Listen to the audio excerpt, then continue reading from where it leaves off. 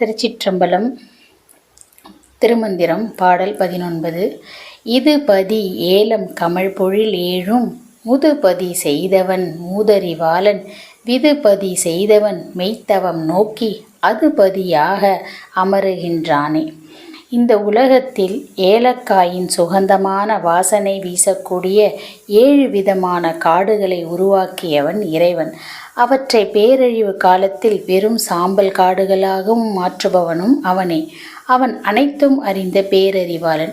பிறைநிலா சந்திரனை தன் திருமுடியில் அணிந்திருக்கும் இறைவன் தன்னை நோக்கி உயிர்கள் புரியும் உண்மையான தவத்தை மெச்சி அந்த உயிர்களின் உடலையே தான் கொண்ட திருக்கோயிலாக எழுந்தருளும் மாபெரும் அருளாளன்.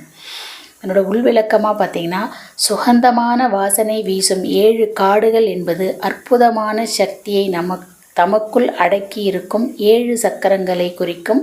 உயிர்களின் உடலில் இருக்கும் இந்த 7 சக்கரங்களே அவற்றை முத்திக்கு அழைத்துச் செல்லும் வழியை கொடுக்கக்கூடியவை.